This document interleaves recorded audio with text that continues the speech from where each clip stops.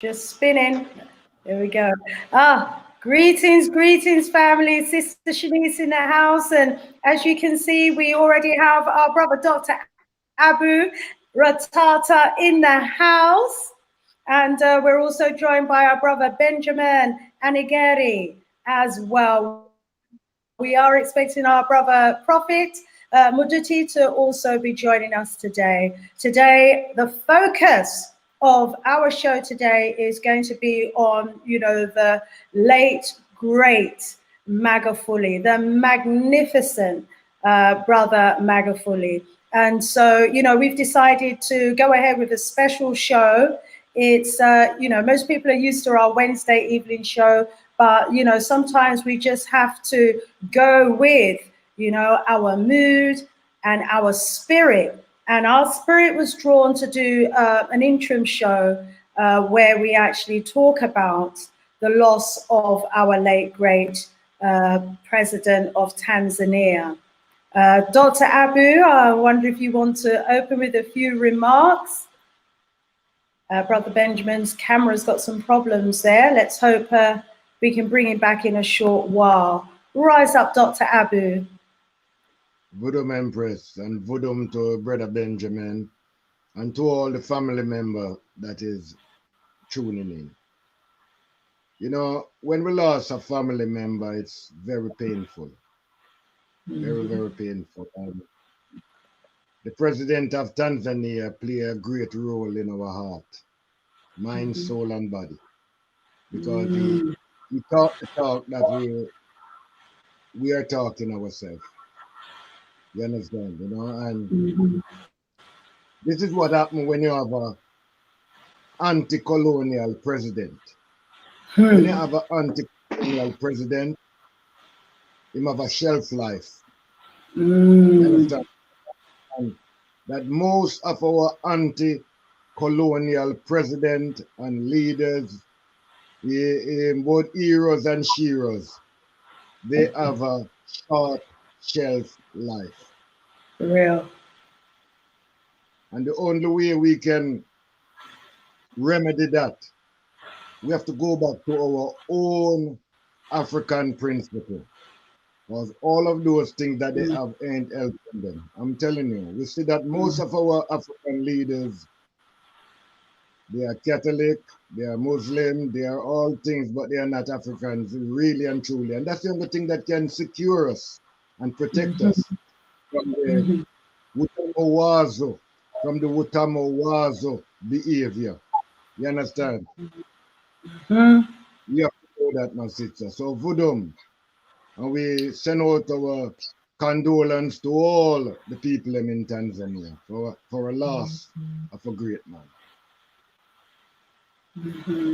Yes, indeed. Thank you, Dr. Aboo, for those opening remarks there. Let's go over to our brother Benjamin for some opening remarks. Welcome, brother Benjamin. It's been a little while since we've had you on the Sister Shanice show, but we welcome you, my brother. Over to you for some opening remarks. Oh, okay. He did look as though he was frozen there, but then my line often freezes as well. So as soon as he's back online, there is just so much that we can talk about today about our late great father Magufuli, and he was an incredible, exceptional president. And as you said, Dr. Aboo, he was an anti-colonial president. And you're right, our anti-colonial presidents, as you say, do tend to have a short shelf life. But those who are pro-colonialism, those who are prepared to, oppress their people and are prepared, to do the bidding of their former colonial masters are, kept in power beyond, the lifetime of most of their population. And that certainly is a trend that we are seeing across the continent. But what we're saying here, with regards to the loss of our beloved father, President Magufuli, is that there needs to be a thorough investigation into his passing. We need this investigated, and we need answers as a people. I want to rise up the Al Kabalan revivalist movement. I was listening to their show, or parts of it, earlier today as I was preparing for this show. And, you know, they had some incredible speakers on there. And our brother said that we all need to call for an investigation into the passing of our beloved leader. Brother Benjamin, you're back with us. Let's hear from you whilst you've got the connection. Rise up, my brother Benjamin. Yeah, good evening, sister. Actually, the whole continent is being hit hard with the sudden departure of President Magufuli. It is something that it will take a very long time for us to come to terms with. We never heard about him being sick. We only heard about him continuing with his own dream as a government in terms of what the people want. And all of a sudden, we wake up to hear that he is no more with us. Actually, I agree, and we really are also in for this call that there's the need for an independent investigation surrounding the circumstances for the sudden departure of our beloved president. That has to be done. If it means an independent investigation body instituted by the government of Tanzania, or if it also means the Pan-African fraternity on the homeland and in the diaspora putting together a team to look into this matter, then that should be done, because we cannot continue to be in a situation like this, especially when we get a forthright, a visionary, redemptive leader trying to transform the economy of the state and trying to show us an example for the rest of the African economic independence and self-reliance. And he's gone. Yes, indeed, my brother. And so, you know, we all need to be calling for an investigation, absolutely, into the passing of our dear brother. And how many times haven't there been attempts on African leaders? Just look at what happened to Thomas Sankara. Yes. Oh, shit. Very sad, a very short period of time. And then his legacy is still on in Burkina Faso. Oh, shit. Magufuli, less than 5 years, he's brought this country to a middle income status. Yes. He's done so well by mobilizing resources. He's giving free education to primary schools. He's refusing to collect huge loans from other parts of the world. You know, he is really made something very novel in terms of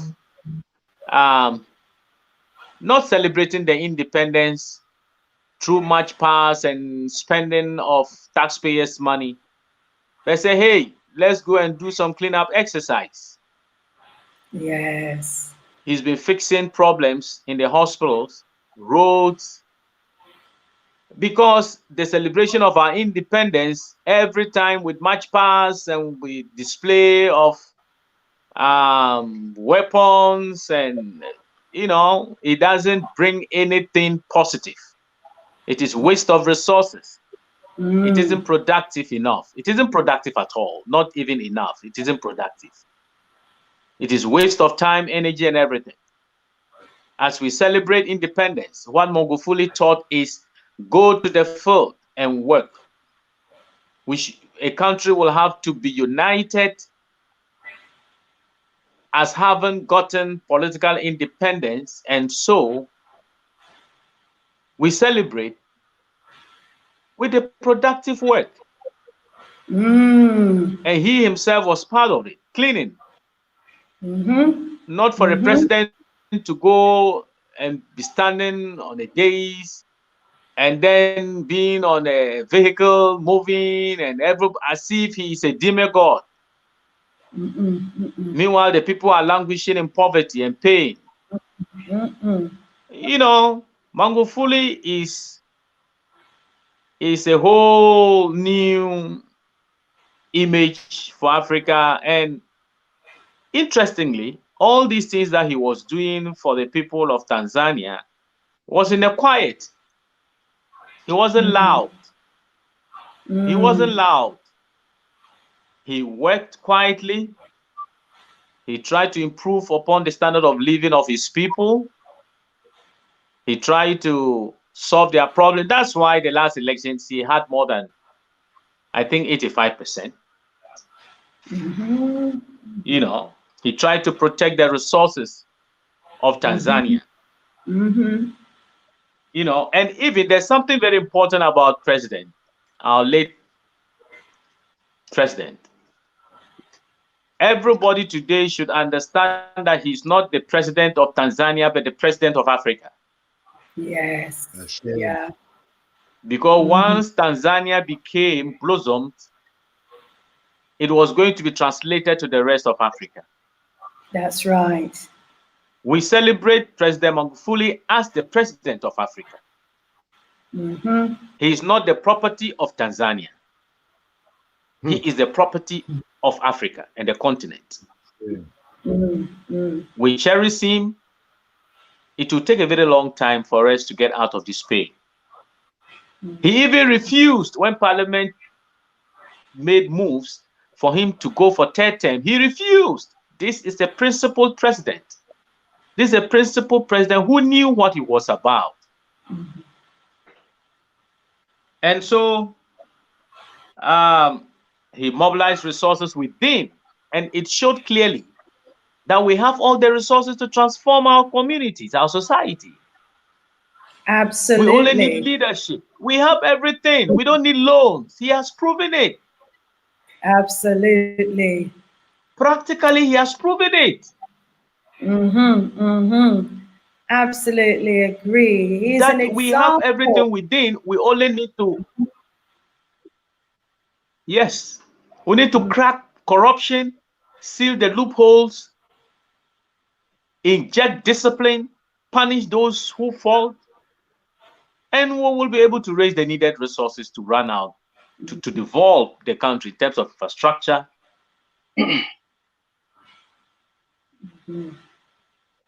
Absolutely That's proven. He has done it. He has done it. He has proven.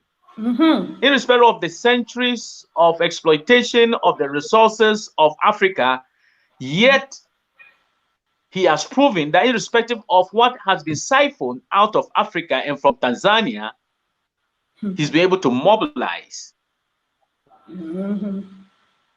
resources. And Tanzanians today are, they are in agony. Africa is in agony. How many presidents in Africa will emulate President Magufuli? How many presidents? How many presidents? That's the biggest question. That's the challenge. He didn't think about himself. He didn't think about his family. He thought about the collective, about the future. He believed, what does it profit a man if he wins the whole world and loses his soul? Sure. Other African leaders wants to win the whole world and lose their souls. Magufuli's soul is not lost. His soul lives on. His legacy will live on.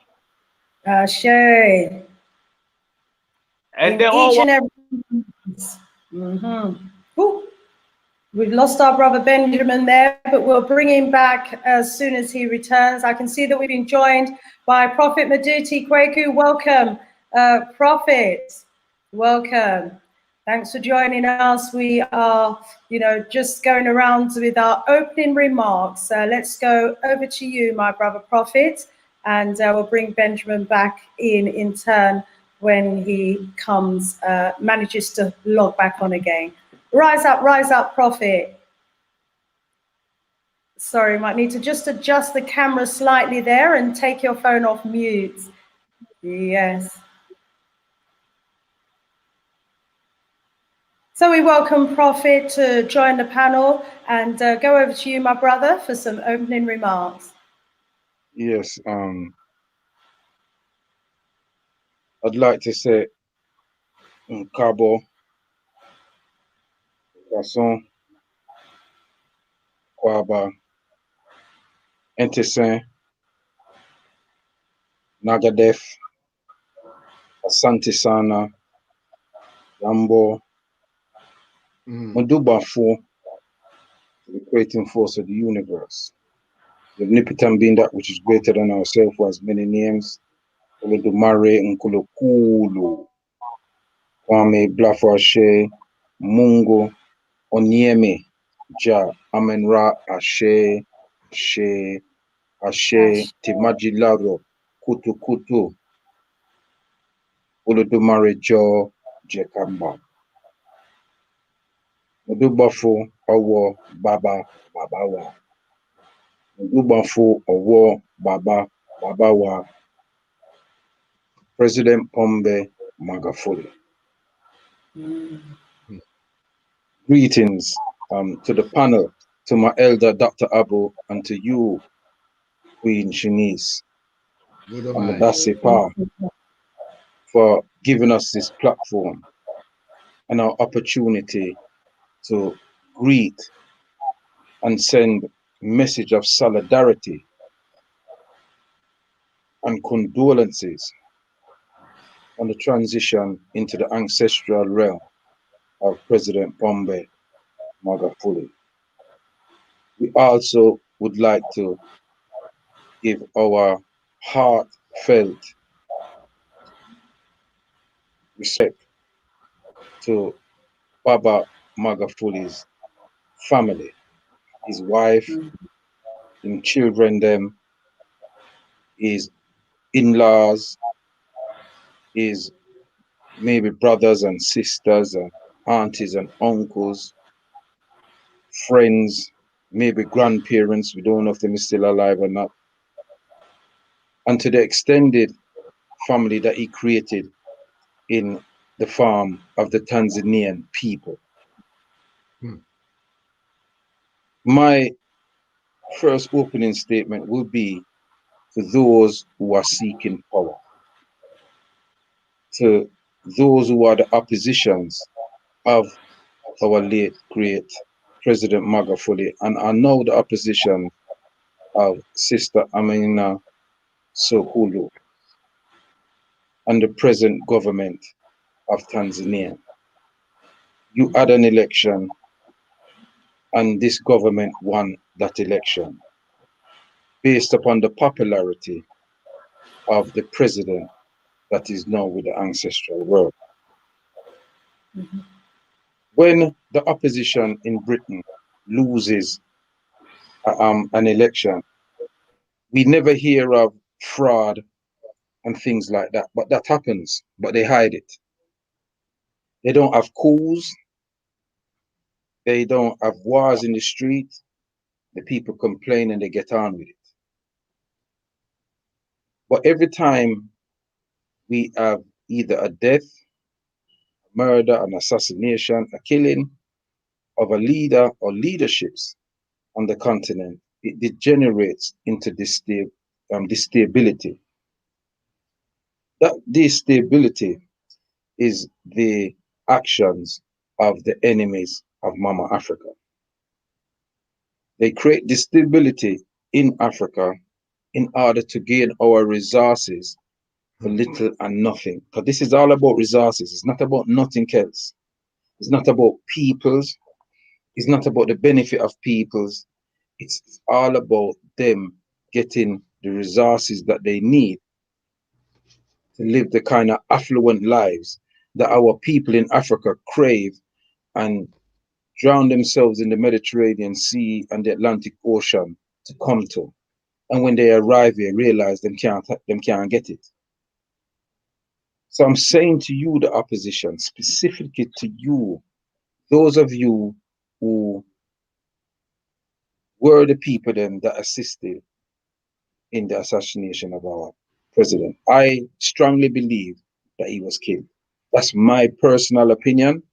I don't have the evidence, but the spirit tells me different. And so there are other presidents across Africa who ain't doing nothing for the people. The people are suffering, but they might live long life. As long as they keep their people in a perpetual state of poverty, and the foreign companies and governments get their natural resources for nothing, they don't care about the people. And this thing that they talk about aid is a fallacy. Africa doesn't need their aid. They're aiding themselves to Africa resources. But back to you, the opposition and the people them who are spying in Tanzania and seeking to destabilize Tanzania. Remember, it is your own people that you betray. They will not allow you to come and destabilize their home. And whatever trinkets they're offering you, you will get more if you stay and support your own people. The Europeans would not have been able to invade Africa in the way that they did and to dominate Africa in the way that they did had they not had help from other Africans. This is a fact, and we're not here to castigate anybody, but we have to talk the truth and the historical truth. We know this from the time of Hannibal Barca and the two Punic Wars, and the fact that another African nation assisted the Romans to defeat Hannibal, subsequently believing that they would have their own autonomy and ended up being conquered themselves. And we have many of these stories up and down the eastern part of Africa, the western part of Africa, the southern, northern, and even the central part of Africa. And so what I'm saying, and I'm appealing to our people, to do not let Tanzania degenerate in instability. Do not allow yourselves to be used to betray your people. Because if things happen in Britain, you can't send no peacekeeping force in any European country. You've never seen them take an African soldiers or army as a peacekeeping force in any white man land. But they come in our land like that. When they came to Africa, they were kingdoms. Now we have countries. The very country that we're talking about, Tanzania, that area was given to the British in the 1884 and the 1885 Berlin Conference. Go and check it up for yourselves. All the information is there. It is on Google. You can Google it or whatever to find out the real reason why you find yourselves in territories that you have Maasai people that live in Tanzania, but you have the same Maasai people that live in Kenya. And that should tell you something. You have Hausa people that live in Nigeria, Hausa people that live in Benin, and as far to Guinea-Bissau. And so we had kingdoms. And I'm not saying all those kingdoms were fair, and I'm not saying all those kingdoms was living loving and harmony. What I'm saying is we had these kingdoms and we have a level of rulership for ourselves. Now here comes a man like President Magufuli. And the question I'm going to ask again, to those of you who are seeking power to lead, who is looking to govern any African country, be it in the Caribbean or on Mama Africa, what is your purpose of seeking power and leadership? And the purpose that should be for you for seeking power and leadership should be to serve your people, not to adorn yourselves with vast amounts of European cash and credit and so forth for just you and your little support of them and your immediate family, but to serve your people in the best way that you're capable of. A great leader is somebody who is a great follower. And President Magufuli was the epitome of that. Because before he became president, he was serving as a minister, junior minister, senior minister. And in his ministerial posts, he was cleaning up corruption from the lower levels until he became president. Remember, you chose him because he promised to clear up corruption, and he kept his promise. But not only did he clear up corruption, he started to make the roads cleaner. He started to build new infrastructure. He prevented from foreign companies from stealing Tanzanian resources. He prevented them from not paying tax to Tanzania. He embargoed their stuff until they paid what they owed.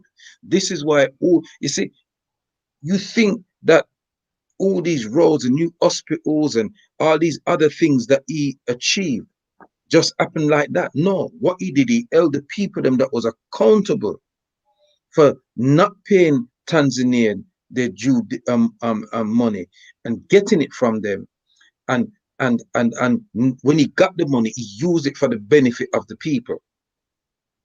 And so when you take up an high office like that, it's not for anybody to bow to you, but it's for you to bow to the people. The people becomes your children. They become your responsibility. And the responsibility of the nation outweighs the responsibility even of your own personal family. If your family betrays the nation, they must be punished just like you punish anybody else. That is my opening statement for now, because I would like my brother Dr. and Sister Shanice to contribute, but that is my opening statement for now.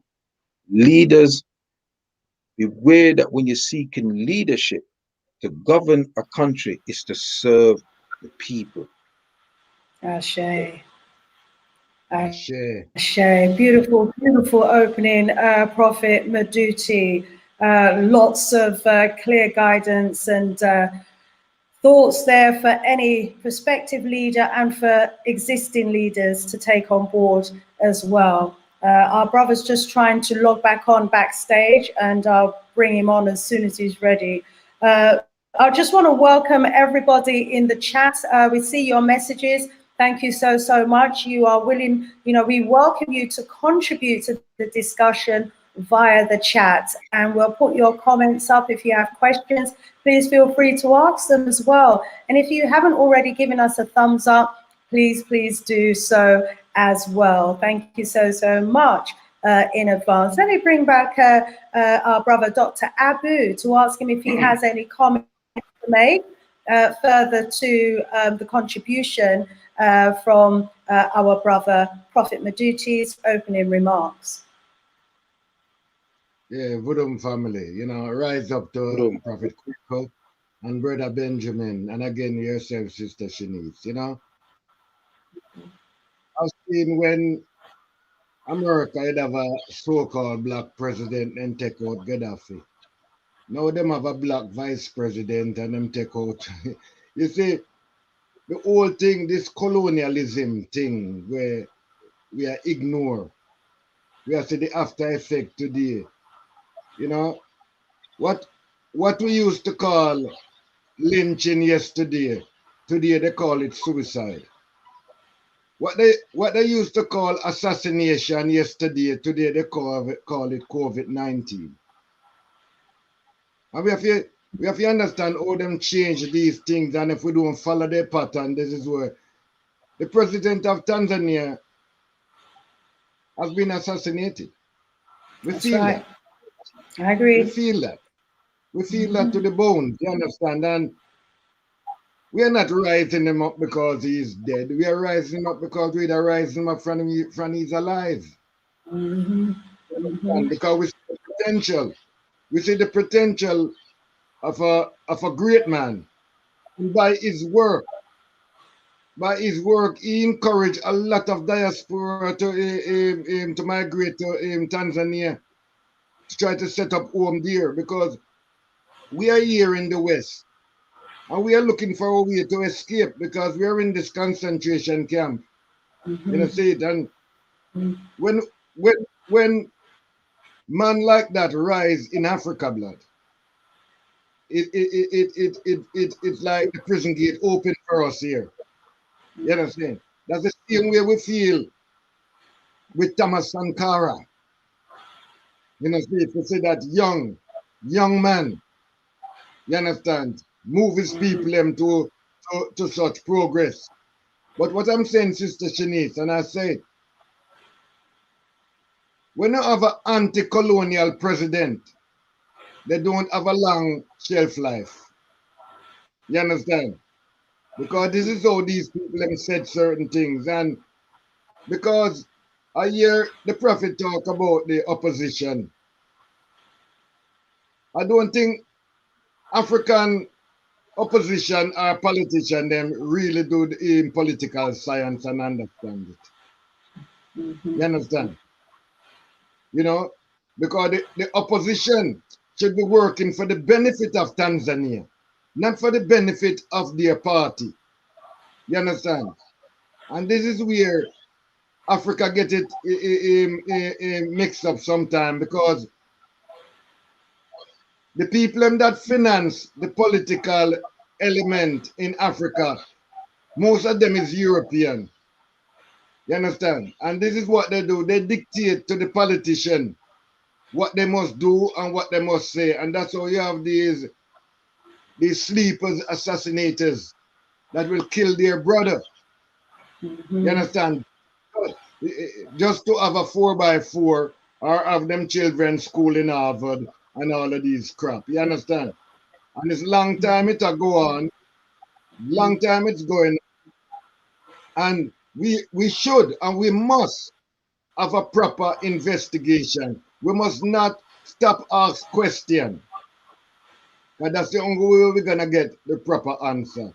And once again, to his wife, to his children, to his family and friends, you know, we send our condolence on behalf of Galaxy Radio, the only de-brainwashing station. We send our condolence to a wonderful, wonderful man. Shay, absolutely. I mean, there's so much that we can say about this great late Tanzanian president, John Magufuli. Taken from us too soon, and I certainly agree with the sentiments of the panel. He was definitely taken out. He was assassinated. According to the mainstream reports, he died of heart complications. But, you know, we actually know from CIA papers that you know, there are weapons that can be used to induce heart attacks or to make assassinations appear to be heart attacks. And, you know, our brother Prophet, you was talking about that on your show quite recently as well. And I've got the article here, or an extract from the article, and I just want to read it to the family, because there may well be some family members that are thinking, the man died of a heart attack. Why are you saying that he was assassinated? Well, let me just share something with you from the article, and then I just want to, you know, invite on this article, and I invite you in the chat as well to please comment. Across, and it's talking about a secret weapon that's used for assassination shoots. It's a small poison dart that can actually cause a heart attack. And in a congressional testimony in a seem like we have a freeze with Sister Shanice there. You know, Prophet. You can hear me, Prophet? Yes, I can hear you. You can hear me? Yes, I can hear you okay, yeah? Continue. Oh, you want me to continue with that? Yeah, yes. Well, there was a CIA document, yeah, about secret weapons that they have that can actually, it's actually a gun. And that gun can fire a dart from it. You know, like darts that they used to. I may be here and okay. You did cut out, Sister Shanice. Family's back. No, yeah, no, you was out. Right, yes, I'm not surprised. Oh, just me who was out. Oh, okay. Yeah, no, suddenly, you and it looks like everybody from Benjamin. Brother Benjamin. Yeah, it must have been the internet my end, or I think what I'm touching on was just too hot for the internet. Too hot. So anyway, buried deep in the CIA files, what has actually surfaced is that from as far back as the 70s, they've had this particular weapon that they can use, yeah, to give the impression that someone's died of a heart attack when in fact they were actually assassinated. So what it is, it's a dart, and the CIA have had this weapon for some time. And apparently, according to this article, it can penetrate clothing and it can leave nothing but a little dot on the skin. And then on penetration of that deadly dart, the individual that's targeted for the assassination might feel as though they've been bitten by a mosquito. And I would add there that they've actually since developed the technology so that they can use mosquitoes to deliver and transport deadly poisons as well. So basically, it's the feeling as though you've been bitten by a mosquito, or if anything at all. But that poisonous dart will completely, once it's in your body, disintegrate. Yeah, and at the same time, it will release a lethal poison, then rapidly enters the bloodstream, causing a heart attack. Once the damage is done, the poison then denatures quickly, so that in an autopsy, it's very unlikely to detect a heart attack resulting from anything other than a natural cause. And, you know, that technology has actually been in existence for some time, and it came out in a US Senate testimony in 1975 when they were looking into rogue CIA activities. So clearly, from as far back as 1975, the CIA were across the world carrying out rogue activities. Do we think they have stopped? Or have they, you know, improved on the technology since then? Let me go to my panel and just trying to add back our brother Benjamin. First of all, let me go over to you, Dr. Aboo, for some comments on that article, and I'll be looking in the chat to see what comments we've got there. Rise up, Dr. Aboo. You know, we call it, or they call it technology. We call it wickedness, sire. You know, if you want to sit down, and develop something like that to destroy a fellow human being, you're totally wicked, blood. You understand? You know? Yeah. I mean, when we talk about technology, you have technology that is good for humanity.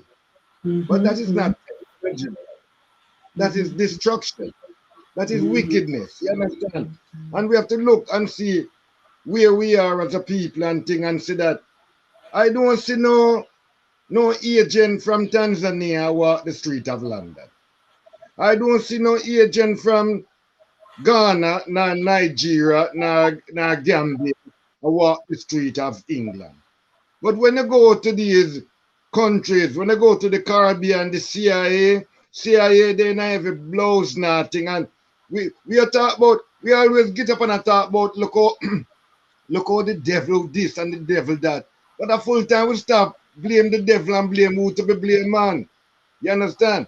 As I said, America and Europe is not a country. They are not a country. They are a bunch of disease blood that infest the rest of the earth. And we are feel it now. And sometimes we're afraid to say, as we are talking about, you know, them have that tree monkey,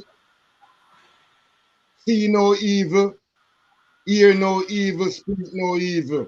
And them have what people now, I see the evil. You understand?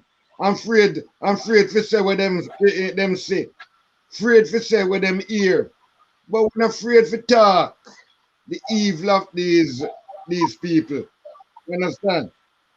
And we just rise up the people of Tanzania that they can use this to strengthen themselves more and realize that them is all they have. We is all we have. Nobody thinks that we are, nobody thinks that because they come and smile with you, they are with you. My granny said it's not every kin teeth a laugh. And then people, from the day they sit down around the table to scramble to Africa, a genocide is on their mind up to today. I don't care what nobody wants to say. There's a certain European tribe that is terrorizing the world for a long time now. And a full time we wake up and start fool ourselves. Vodum family. Vodum, Dr. Aboo, rise up, indeed, a particular European tribe that's been terrorizing us for millenniums, the descendants of the Neanderthals, from the day they came out the caves. Rise up, rise up. Let's bring in Prophet Meduty. Prophet, you know, this is a topic that you discussed on your show as well on Thursday night on the Big G Galaxy, Alfiwi. Let's bring you in here for some further reflection and thoughts on that particular CIA weapon that's been in existence since the 1970s. That can actually give the impression that one has died of a heart attack when in fact it was an assassination. Could that have been what happened here? What are your thoughts, my brother? There's no could have been, and let me make this very, very clear. I am very, very certain from checking with the oracles that he was assassinated. And the spirit moves in mysterious ways. The ancestors move through in a mysterious. If you remember, Sister Shanice, Dr. Aboo, we did a show, I think now it would be near enough a month ago. Yeah. Ailing up President Magufuli. Do you remember that show, Sister Shanice? Yes. Absolutely, yes, my brother. And you sent a clear message to our late president, and you was pleading with him to have his security tight and to make sure that he instills in the next generation his mission and his vision for the nation. It's as if the spirit was talking to you and was giving you a message, a warning shot message to the president. Yes, I remember it very well. And of all the shows that we have done on air, that is the show that African station, I don't know what the name was. You affricate me about that. I cannot remember the station. Yes, well, the Make Africa Great actually picked up on that show, and they included what you know, some snippets from what you were saying, Dr. Aboo was saying, and Brother Ayo was saying, in terms of our message to our brother John Magufuli, and it went semi-viral. However, now in that, and that was what? That was roughly about 2 weeks before they took him out.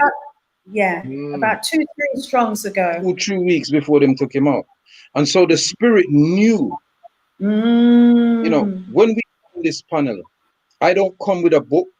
I don't come with no speeches written. I move with the spirit. I move with my ancestors. I speak to them before I speak.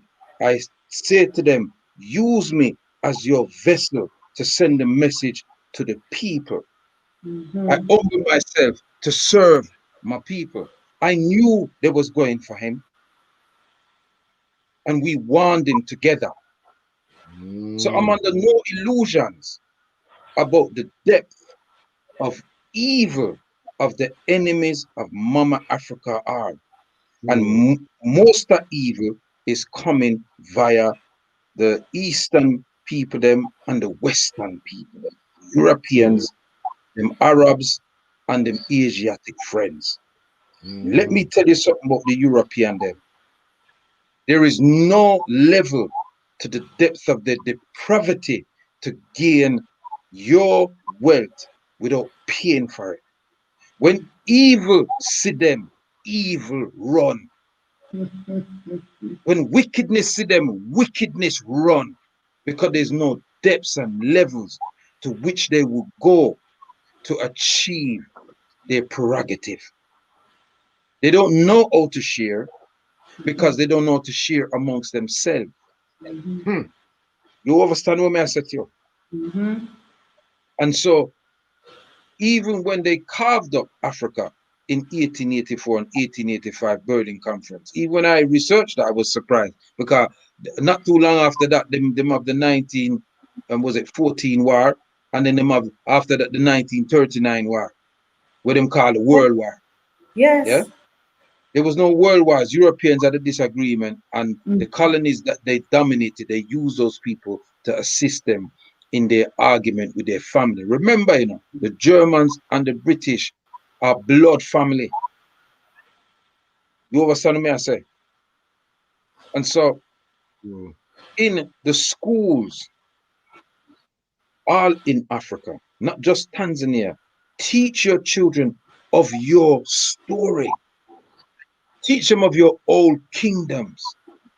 Don't make your children grow and believe to themselves that they had nothing, that they had to wait for Europeans and Indians and Chinese and Arabs to come to Africa to show them how to live. Teach them how we traveled out and Africated them. Or we taught them about bathing. Or we taught them how to cut them dirty toenail. And see lemon and lime, you go wash out your mouth. See chewing stick, yeah, clean your teeth. We taught them this. Teach your children the truth about where they are and how they came to Africa. And then we have our people running Africans out of Africa in Tanzania, saying we want to get rid of the foreigners, and the white people stand up there, the Indian them stand up there, and they're attacking people that look like themselves. This is all messed up. This is the man's musical confusion that we have as African people. This is how we've been impregnated with hate of self. We have that in the Caribbean, and we have it on the streets of any city that we are as African people. So our job is big, and Magufuli was a beacon. He was Magufulish. He was magnificent, magnifical, great in this time. Yes. But he had a teacher. He had a teacher in the same territory, Julius Nyerere. Remember that name, Tanzanian, because he was one that was against the foreign forces. And there's a document that speaks about how the CIA, the intelligence files, was suggesting that the government was, the US government was increasingly frustrated by their inability to control and influence Julius Nyerere, although he had a Western educated education. And it's in that document. You can find it. Yeah. The document says that although he was a Western educated African leader, they couldn't understand why was he Pan-Africanist. He went to our universities. We trained him. How is it him? We can't influence him. And they were very frustrated with Julius Nyerere. And this was in the 60s, up through the 70s. But Julius Nyerere was very smart. But when you study him, he took a step back from politics and he retired. But he still had the influence from the background, and even that the CIA couldn't understand how he was able to keep such an influence on the governments that preceded him. And it's from that lineage of devotion to the people under severe circumstances, because in those days, and even now, you go against the West, them wipe you out clean, because they have other Africans that will betray them. And I think that we must continue to concentrate on the Africans that work with non-Africans to overthrow African governments. This is the problem in Africa. It is not the people who work. It's not the people them that want to see their people strive. It is the people them that is seeking leadership. They steal the money from the people and they put it in European banks. You don't see no European I put for their money in African banks. Yeah? This doesn't happen. That's right. And the Europeans has got no monopoly on intelligence. And let me tell all of you African people, Tanzania, Burundi, Nigeria, Nairobi, Zimbabwe, Ghana, Guinea-Bissau, Cameroon, Central African Republic, Tanzania, Namibia, Botswana, Djibouti, Madagascar, Gambia, Cameroon, Liberia, Senegal, Guinea-Bissau, Togo, and the ones that I've forgotten. Let me tell you all something. Most of the technology, excuse me, that you are using, even satellite GPS system, is your people invented it. Look up a woman called Claudia West, and see who invented the GPS system. Look up who was the person that created the possibility of the internet by getting other computers to talk to get together. It was a Nigerian man called Philip Emeagwali. You check him out. So don't make the Europeans and make you feel say them having a monopoly on science and technology. What they got a monopoly on is to get the people that have the ability to work for them. That's the difference. Yeah. So all these laser guided missiles that they have, it was a Ghanaian scientist that invented that technology. And most of the technology that you see, if you check it, if you dig deep enough and do your research, you'll find that it's Africans that is involved in it. But what it is, they don't work for the benefit of Africa. They're in Britain, Canada, Australia, United States of America, etc. This is what I'm saying, because this is the information we have to give to our people. We have to Africate our people. Stop saying that you're educating yourself. Africate yourself, because African has got their own mathematical technologies, got their own scientific technologies. They're still digging up tombs in ancient Kemet till today and finding people that look like us who created all that stuff. Yes, for real. So stop killing yourself to leave Africa where they're killing you and using your body parts so them can live long. Because what you don't seem to over in around circumference, radius, ectagon, triangle, parallelogram stand, Africans, is that you have the original DNA on the planet.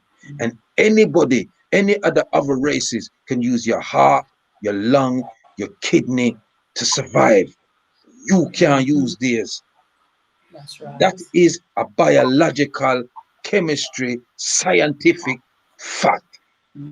You're the O plus original. Yeah. So you hold on to President Magufuli. Yeah. You mourn him over these 14 days, but you live up, you stand up Tanzania, and you defend his legacy by any means necessary. And the first thing you have to do, get rid of the treasonous ones. Find them. And if you are the treasonous one who's seen this, look inside yourself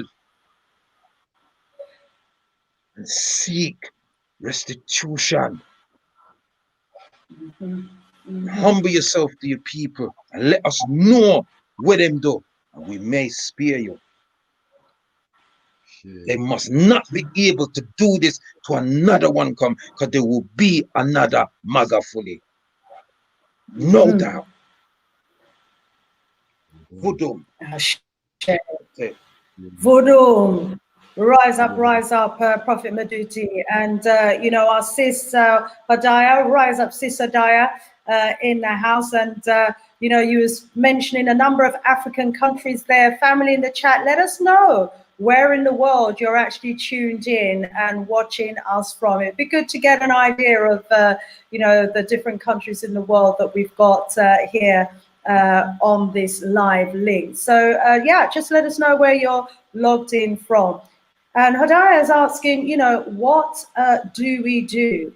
Prophet Meduty, you were talking about the fact that, you know, they have our mindset, you know, largely focused on their trinkets, and therefore a lot of aspiring leaders, you know, having their mindset rather than going in to serve the people, as you was outlining earlier, which is the role of a leader, to serve the people, to deliver services to the people, to improve the environment, the infrastructure, the quality of life, and to uplift the nation.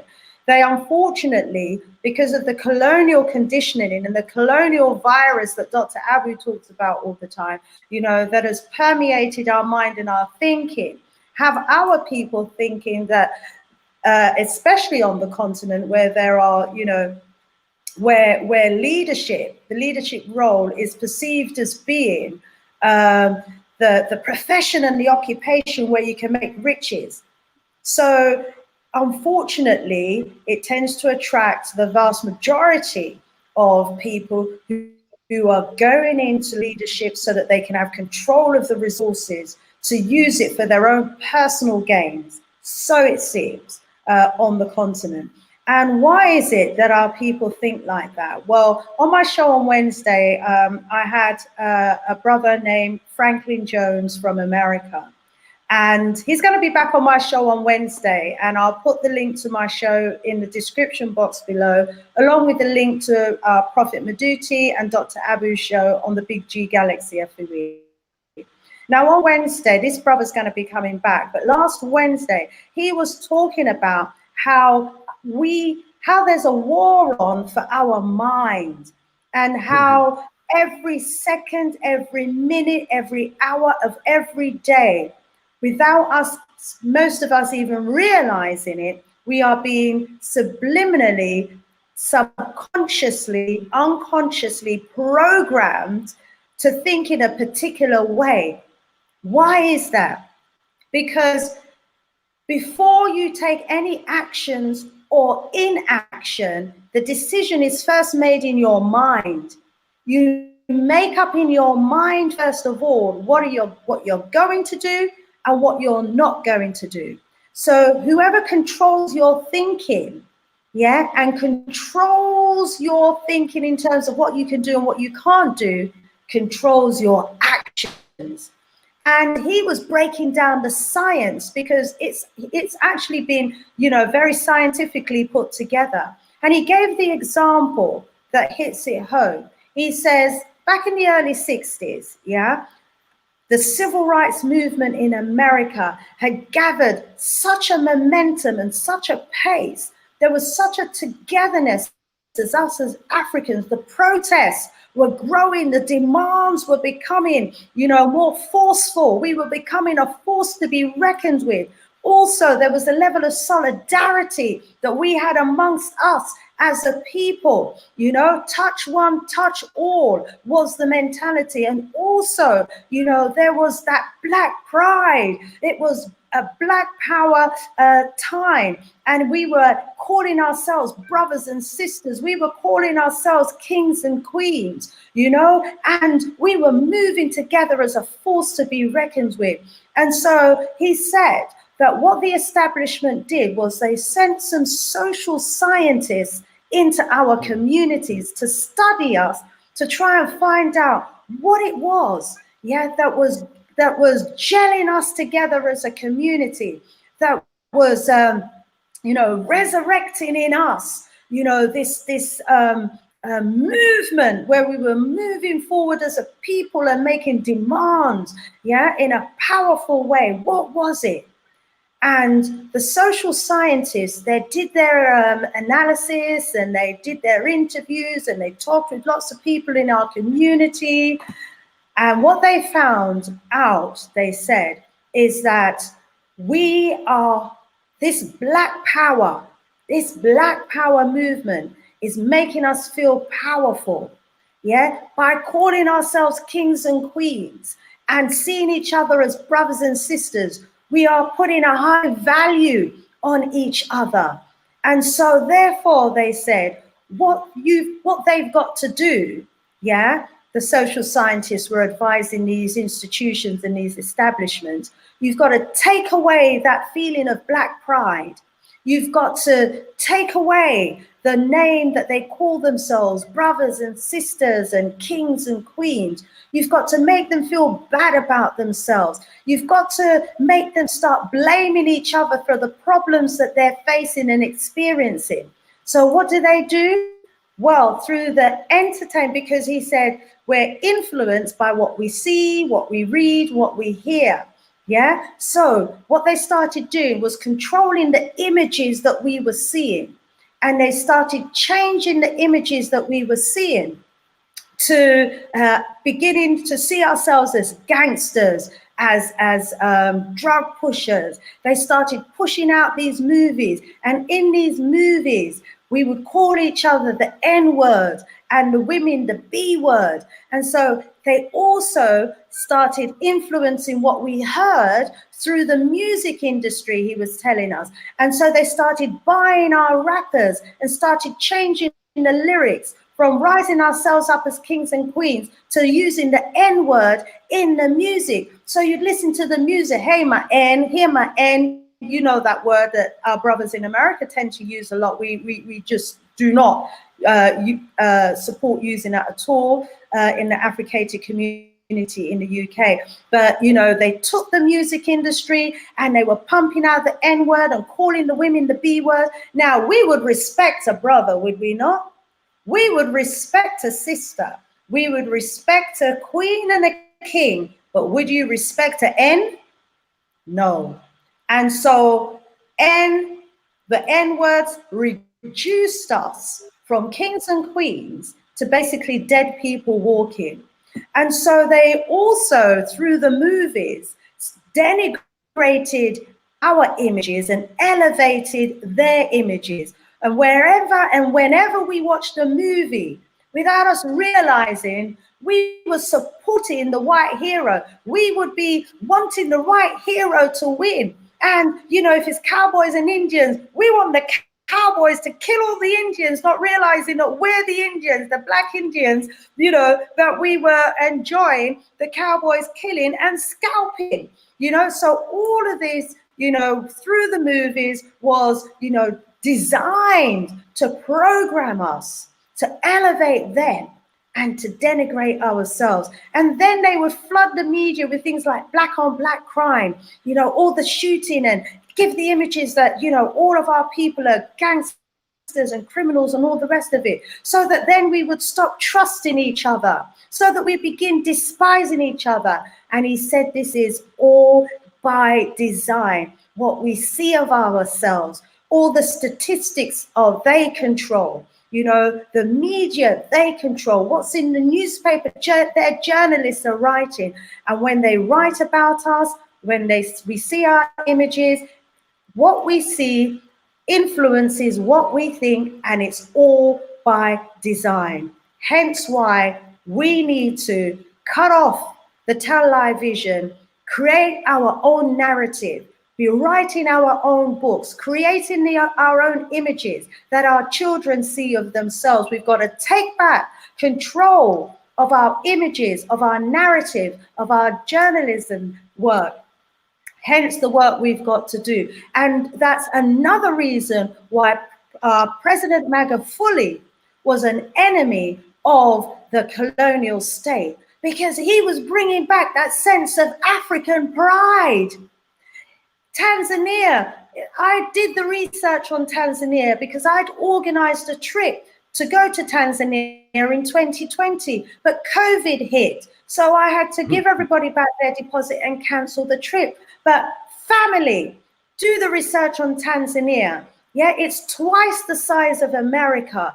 You've got the safari. You've got some of the most beautiful wonders of the world. You've got the ancient cities from the ancient empires and the ruins that are telling the stories of the testimonies of our former greatness as a people. It's an incredibly beautiful part of the world. And President Magufuli decided that he was going to take control of his resources and minerals, and he was going to use those minerals and resources to build Tanzania, and the rest of Africa was looking on, and he was improving the infrastructure, the bus service, the train line. You know, it looked absolutely stunning, the works that our president was doing. But of course, they couldn't have that, could they? They couldn't stomach the fact that we could do good all by ourselves, because then it would make them redundant. Dr. Aboo, what are your thoughts on what I've just said so far? And as you're talking, let me look to the chat to hear what's being said there as well. Rise up, Dr. Aboo. Rise up. You know, as them said, every action that we take in life is routinely rehearsed in our imagination. And we have to see who plant these image. You know, lately I hear some of our people have said that we must stop blaming Europeans for certain things, and this is how the world shut down, because President John Magufuli, he blamed who to blame. That's why he could cut down that entourage that bringing all the money back to Europe. That's a wise man. You understand? Because I'm telling you, we have African people in Africa. All them care about is themselves. They don't give a shit about the normal people. I've seen how them treat. I've been into Africa and I've seen how African so-called rich treat the poor. You understand?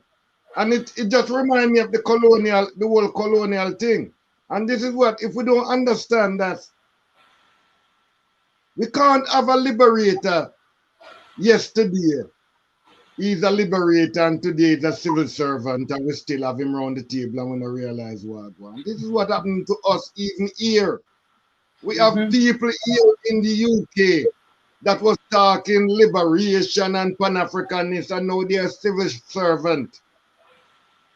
And every civil servant in this country and the UK have to bow to the Batmanism and all of these things. You understand? And this is what Magufuli was trying to keep out of Tanzania, the LGBTQ, or what they want to call it. And today, this is what I'm trying to make people understand, you know, understand it fully. That we can't just run behind a one because in black. No.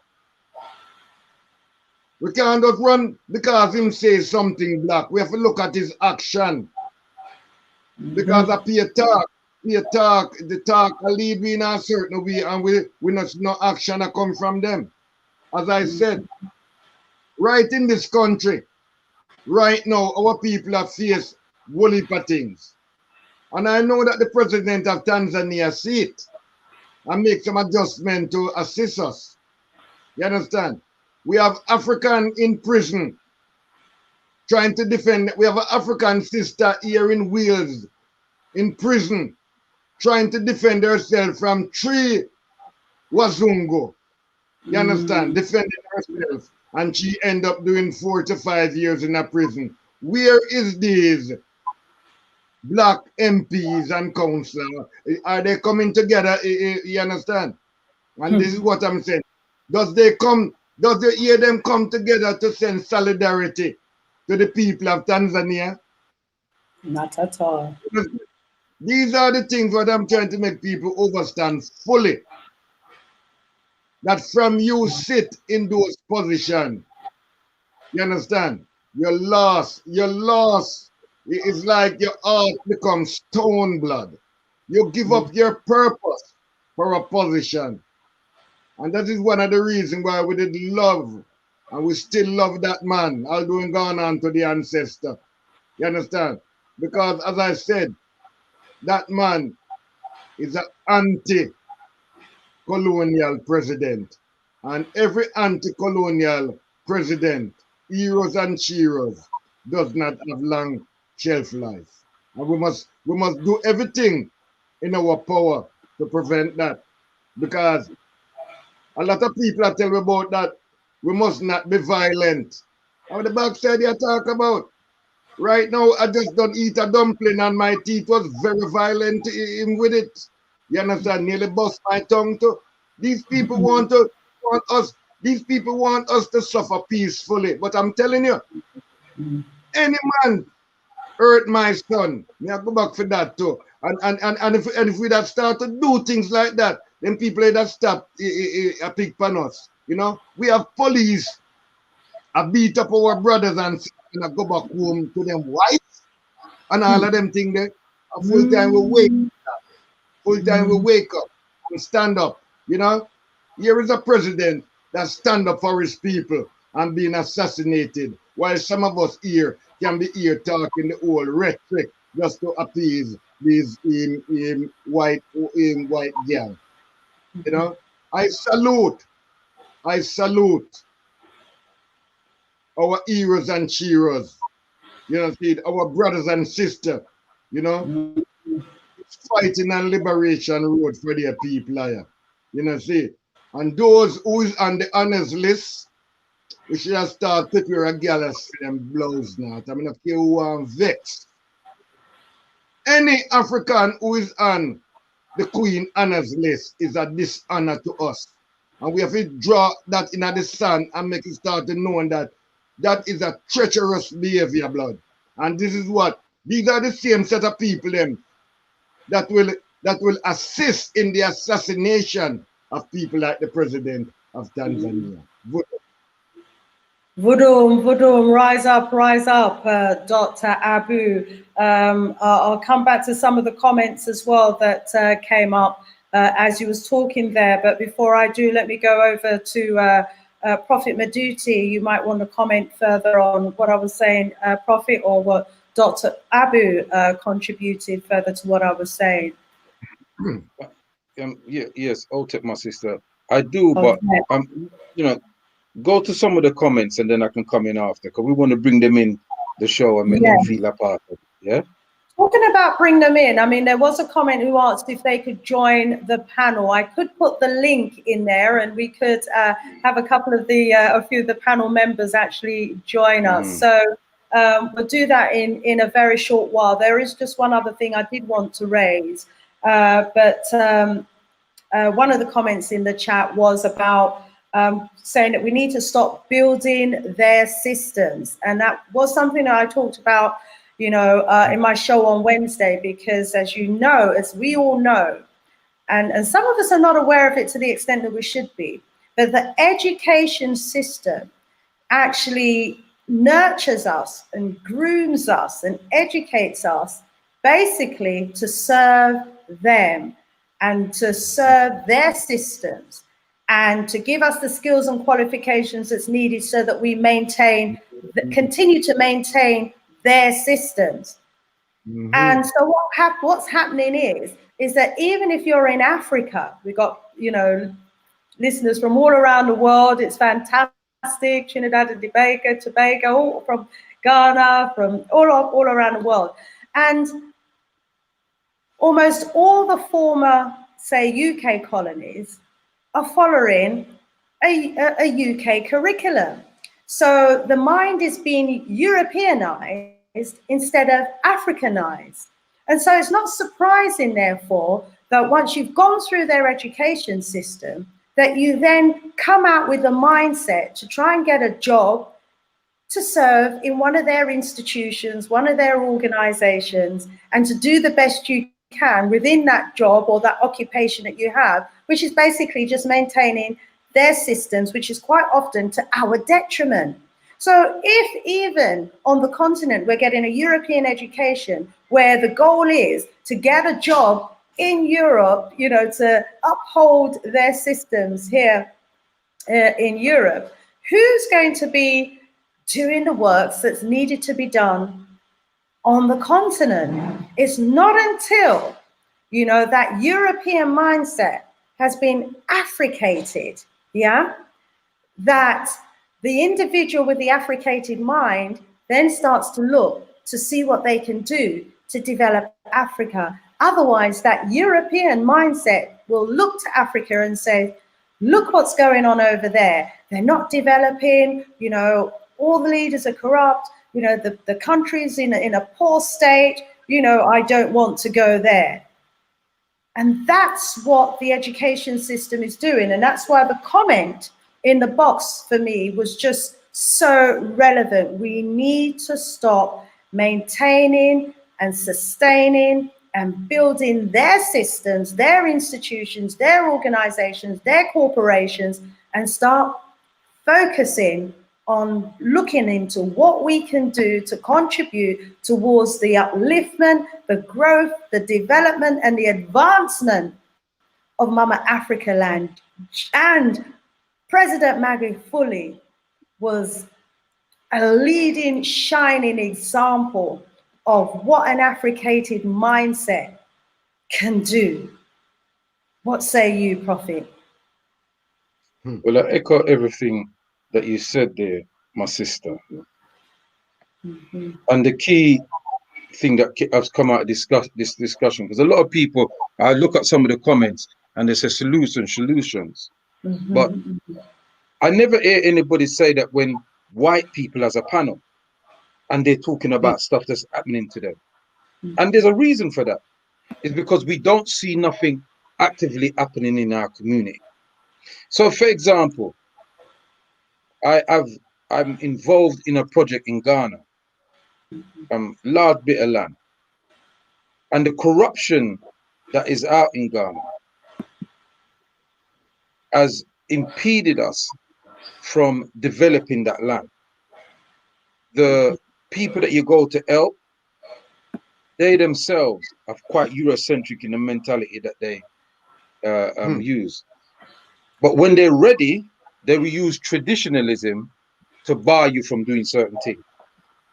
And so they're Eurocentric when it suits them, but they become traditional once they suss that you're not a fool.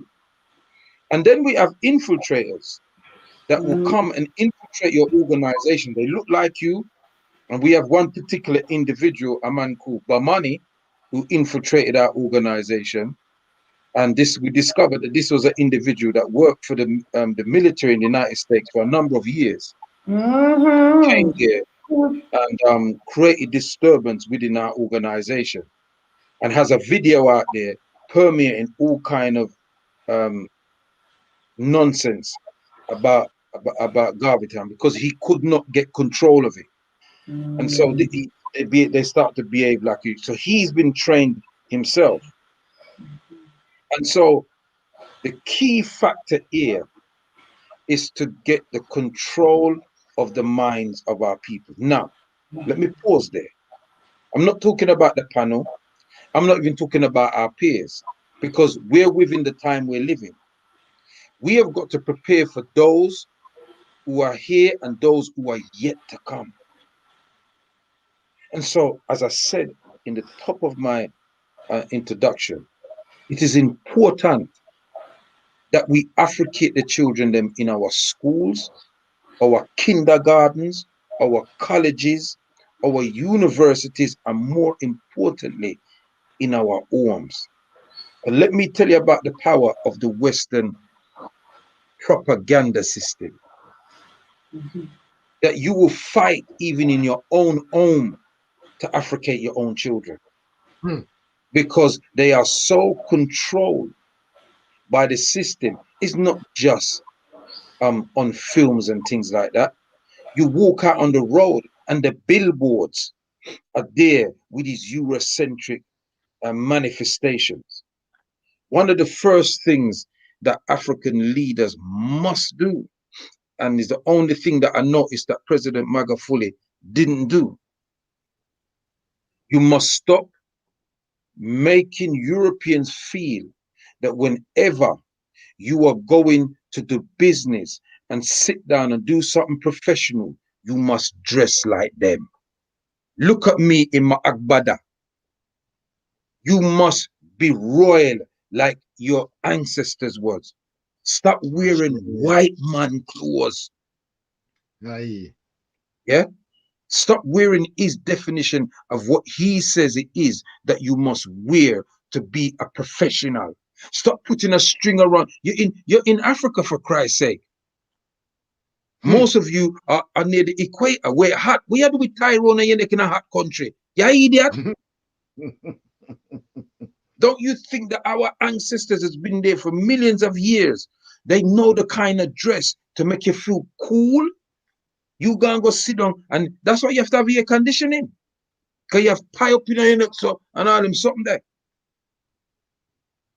That's part of the miseducation of the African. There's a elder called Carter G. Woodson, the creator of African History Month.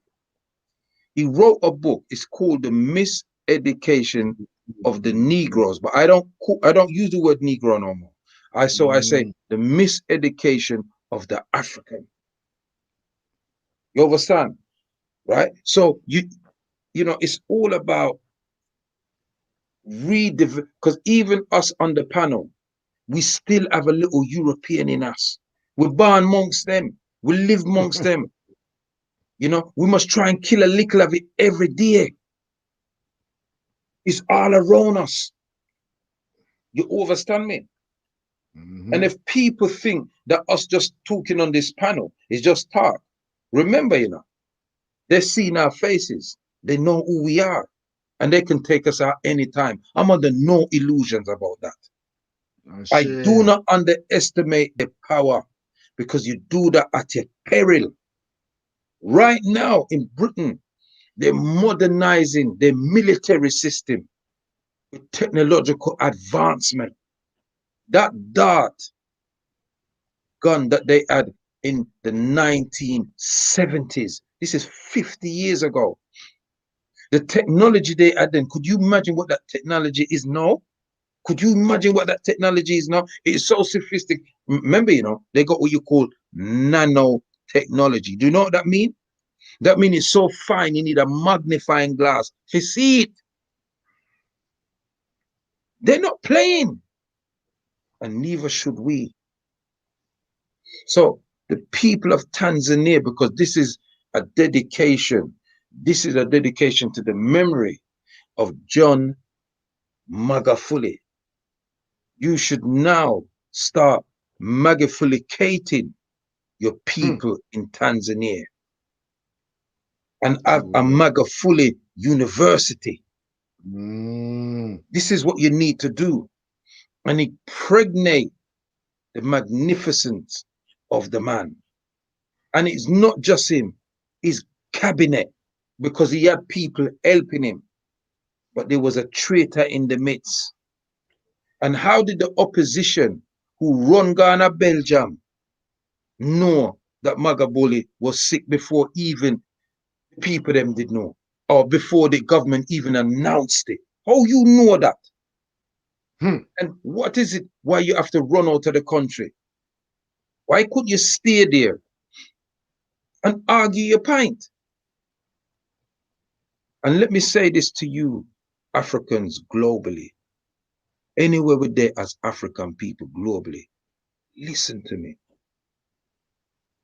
Just because we disagree, and we may disagree fundamentally on particular issues, it doesn't mean that we are enemies. True. We just have a disagreement. There's not everything on this. I agree with Dr. Aboo or Sister Shanice. We disagree, but the one thing we agree on is the total and unilateral liberation of the minds of African people globally. That's it. Nothing else. Our lives are dedicated to serving our people. That's what we do. We are servants of you. We serve you. We do the research. We take on the wicked. We put our heads above the parapet for you, not for ourselves. Because if it was for ourselves, we wouldn't be on this panel now talking like this and taking risk with our liberty. You understand? But President Magufuli knew his enemy, and he willingly took that risk, like a parent would take a risk for the benefit of their children. Real. He took that risk, and we would dishonor him if we cower in the background to a formidable enemy, because they are formidable, but they are not undefeatable. That's right. That's right. And our history is testimony of that. If they were undefeatable, we'd still have the chains around our feet, around our hands, and around our necks. But our ancestors, they decided that they would rather die fighting than live a life as a slave. They decided that despite looking down the barrel of a gun, even though they were armless, they were going to fight anyway. And imagine what it must have been like during our ancestors' time when they were on the plantation and their oppressors had guns and dogs and, you know, all sorts of weaponry. Yes, some really awful weapons and the traitors. And the traitors within our midst. And, you know, those traitors, you mentioned the word traitors. I'm just going to mention this, yeah, because it came to me the other day. Traitors have a particular trait. And we have to begin to recognize the trait of traitors.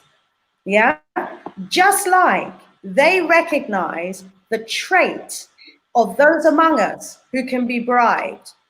They know the traits of them. That trait, treacherous line within some of our African people has existed throughout. It's a spirit. It's a spirit that seeks to undermine and destroy their own people for their own personal gain.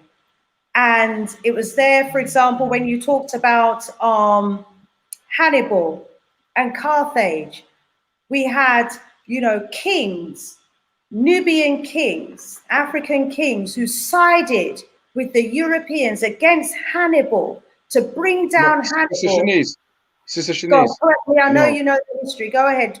But you know the point I'm going to make. So make the point. Yeah, but it's important that we get that right. It wasn't Nubian kings. It was Numidians. Namibian. The Namibian them. Were they African? Namibian. Yeah. Namibians. They were group. They were empire called the Nubian Empire, and it was Yes. them that Yeah. worked So with you had Scipio the Africanus Roman.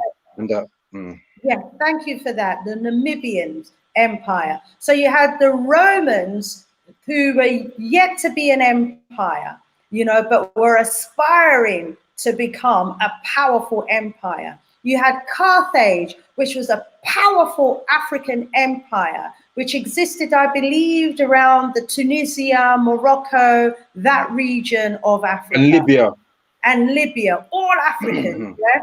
And you had the Numidians, which were neighbors to that region of Africa, but coming, I would imagine, more inland in Africa, past the Second Cataract and that, yeah? Now, Carthage at the time was described as a beautiful city full of palaces and kingdoms and story buildings and, you know, waterfalls and water ducts. It was, you know, an unimaginable city. The explorers and the sailors say that when they turned into the harbor and they saw this beautiful city, it was something that they'd never seen anywhere in the world before. It was built by us Africans as well.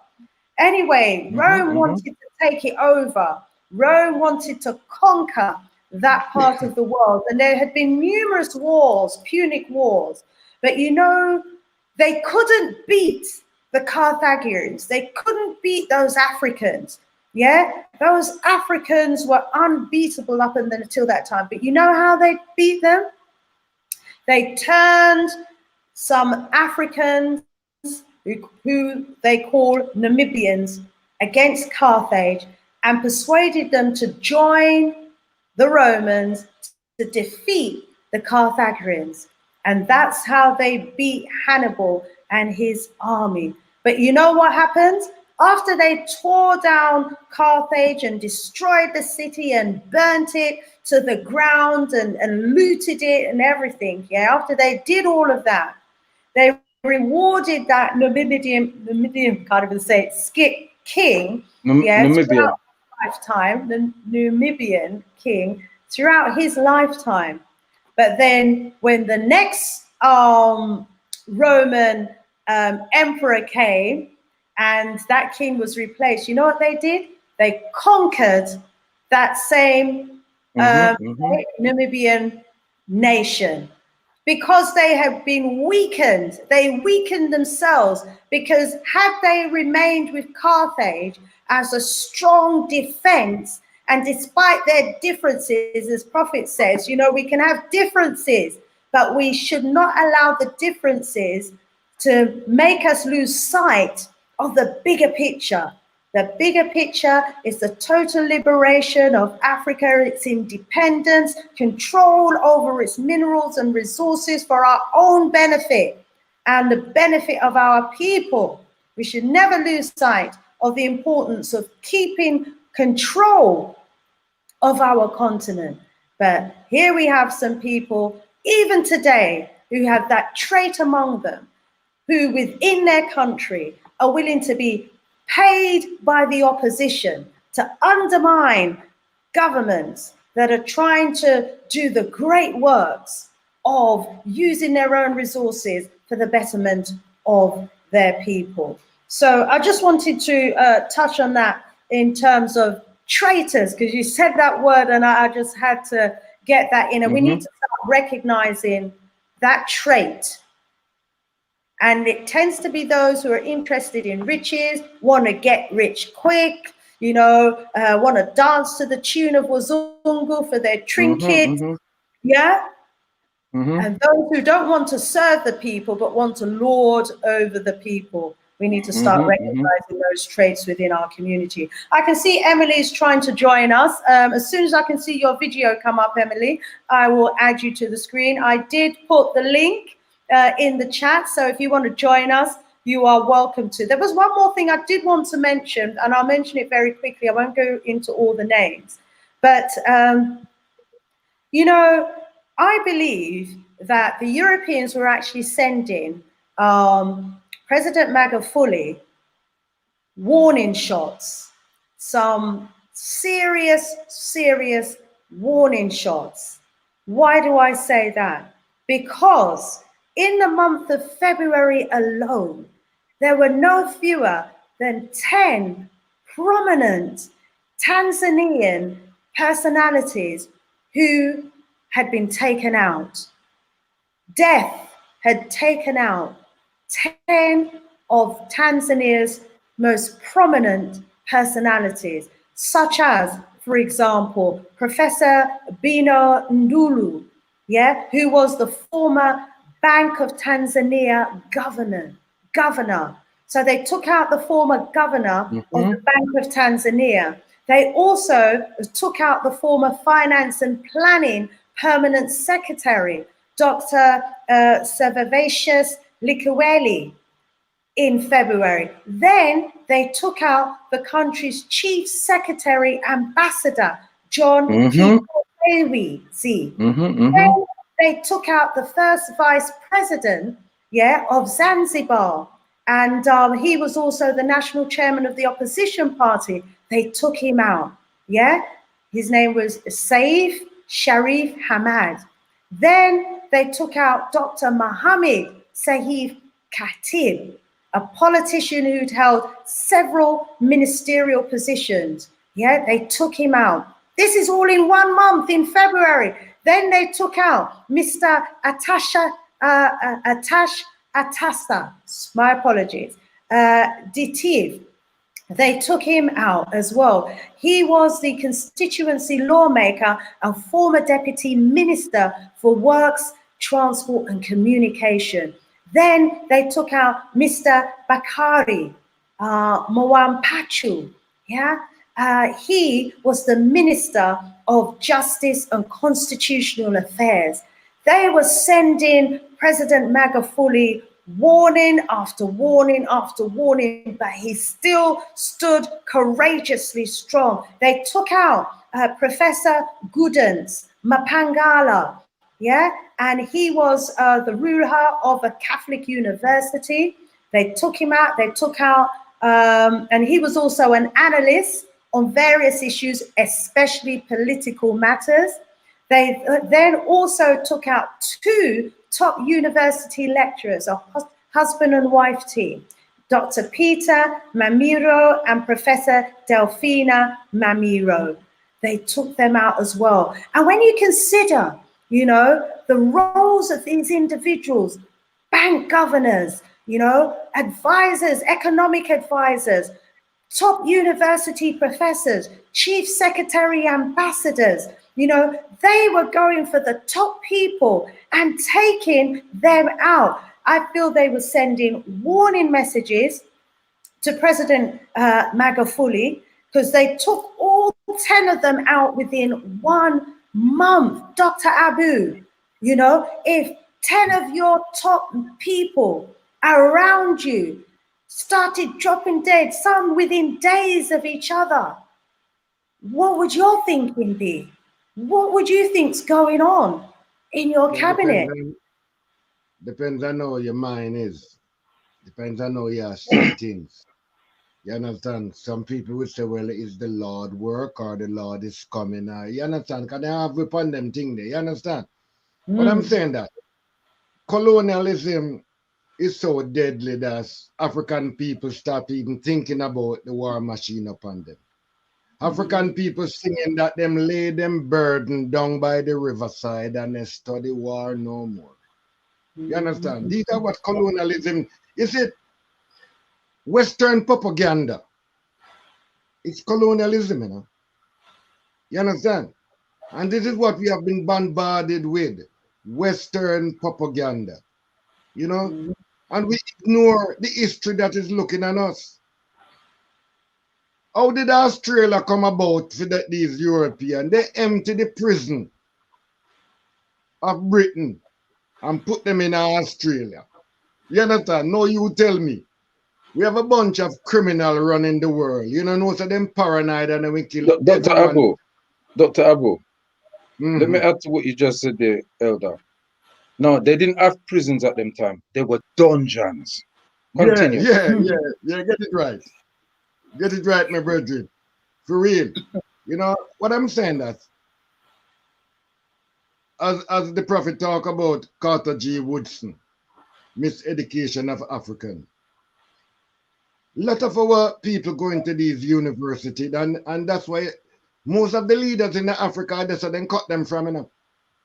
Them have all pitch upon them in some uncompromising position and all that. Actually, you don't know them people are work blood.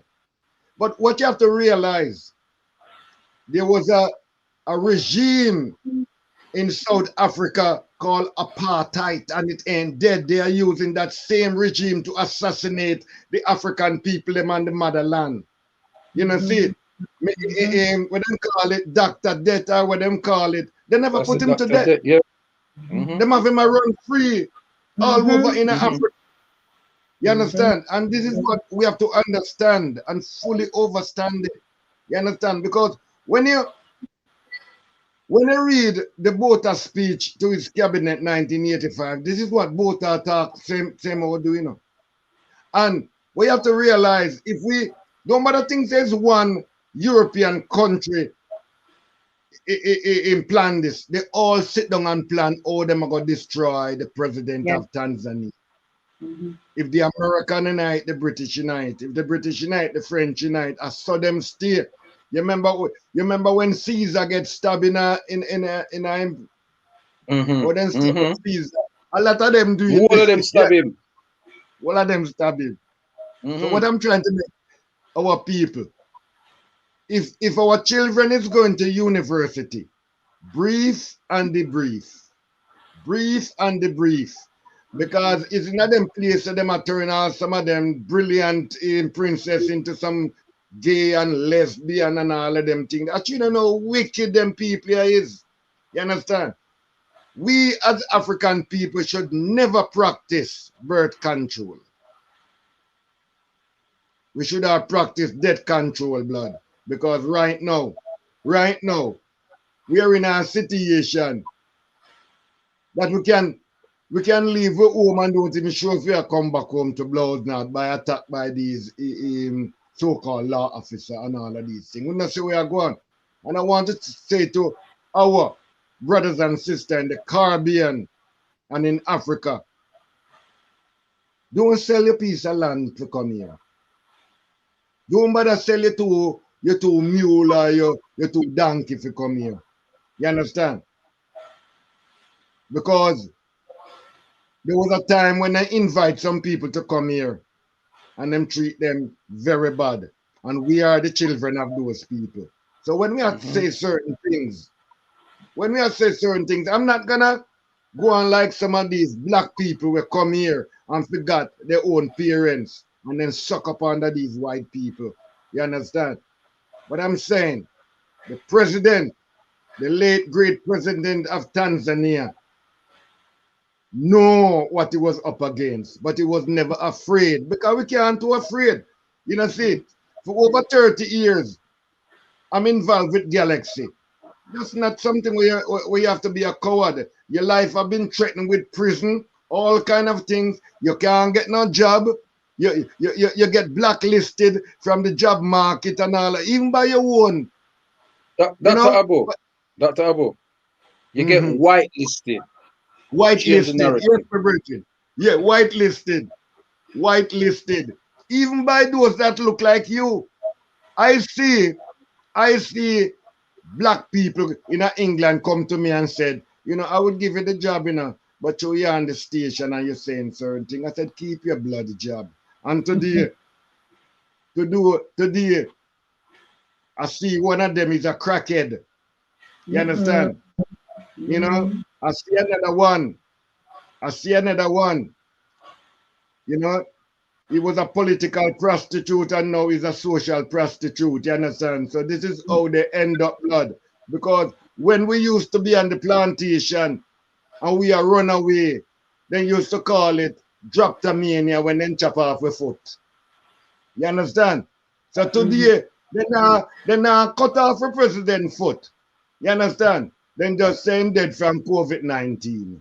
You understand? And this is where they use all of these things. So I'm not afraid. And the truth, me I tell you, I'm not afraid of these white terrorists. And the truth, me I tell you, never was and never will. You know, see, we don't want to be stand up together that we can defend ourselves against these tyranny. And so I see it, blood. And I not hide my face to deal with these terrorists. I go right in them face. I now run from them. I run right to them.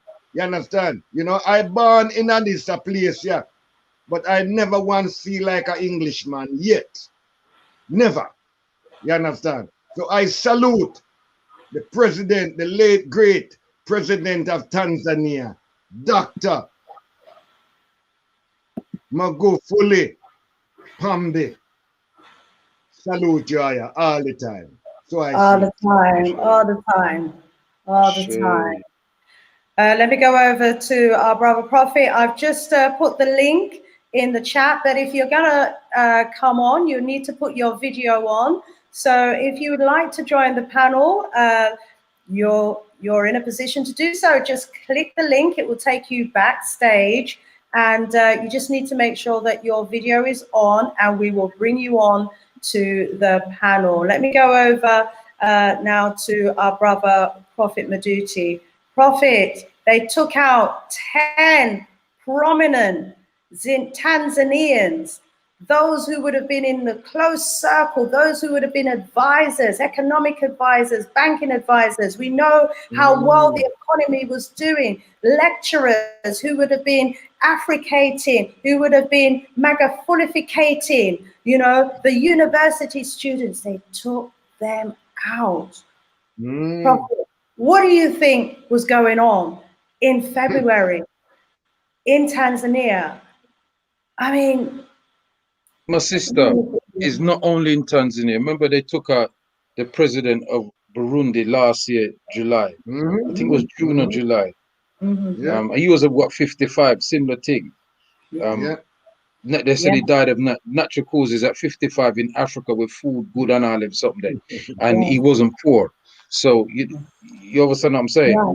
Just to interject, right, it's not only Tanzania, it's only because I'm focusing on Tanzania. If we look to Zimbabwe, they've taken out a number of prominent ministers in Zimbabwe and Malawi. You know, they are trying to send the fear.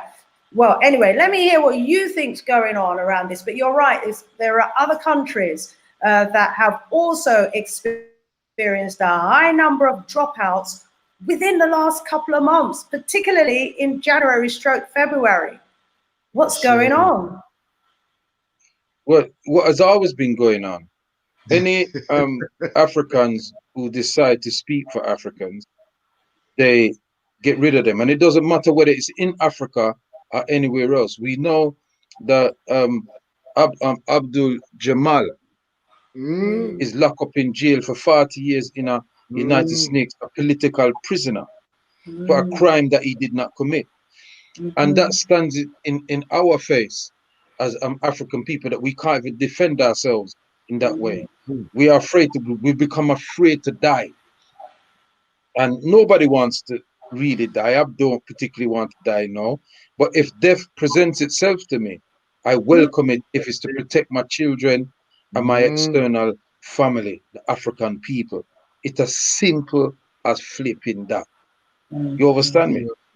And the question that you have to ask yourself, what would happen? What would the general public in Britain think if in 1 month the Chancellor of the Exchequer dead, the Vice Prime Minister dead, yeah, the leader of the opposition, see, the ministry, the Home Secretary, yeah, the Foreign Secretary, the head of Bank of England, and they all died round about the same time?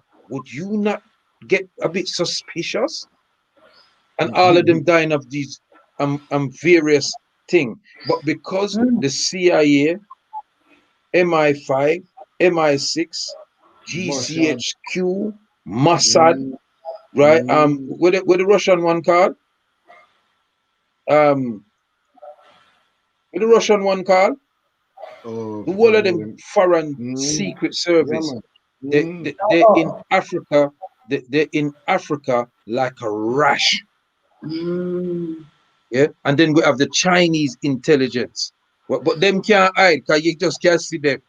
Yeah, but we must remember that in these And intelligence service, the next set of them prophets, the one that will look like we, they've recruited them. They've specifically recruited. that's what I was just about to say. Hey, we're on the same page. Who speak all the different ethnic languages as well. That's right. And I'm gonna tell you something. In the middle 90s, MI5 came out with a report stating they boasted that they had agents in every major country in the world. You think about that. This was in the middle 90s when I used to be on radio.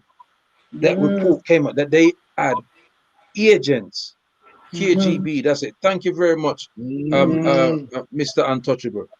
Yeah, they had agents in every single country in the world. And when they said those agents, they had operatives working for them. When they said they have operatives, it means people like them. And just to, before I wrap up, the media people them was occupied the area around near Algeria. You understand me? This isn't what the two Punic wars, but people, if you go and study the two Punic wars, yeah, Hannibal Baraka, Asdrubal Baraka, and then you get all that information. It's easy to find. But we must use history to determine where we are, so we know where we need to go. Yeah. And President learn from the mistakes of the past, huh? And President Pombe Magufuli, the Magufilnificent Magufuli. It was a pleasure to know of you and to see your works. And the Tanzanian people, I implore you, do not allow foreign entities to create destability in your country. If you have differences, remember that differences is nothing compared to what will happen if you allow the enemy to come in. True. You want to have pretty roads that people want to visit your country and see the beauty of it. Just like them come to England, them want to see them dirty Tower London and all them something there. See? So if you destroy where you live, you only make your enemy stronger. Yes, you're going to have differences, but just because you have differences doesn't mean you're enemies. True. Yes, we had war in our ancient kingdoms, but some of them wars were bloodless wars. Yeah. You come with a bigger army, and you say my army bigger than you. You say, all right, your army bigger than me. What we can do? We have a reasoning. You pay a tribute. We're gone. You still rule your country. You understand what I'm saying to you? Yes.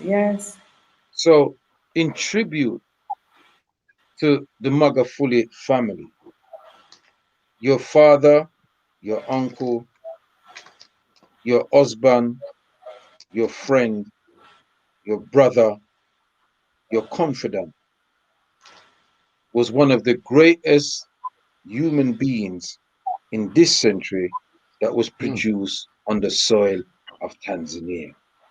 And we honor him.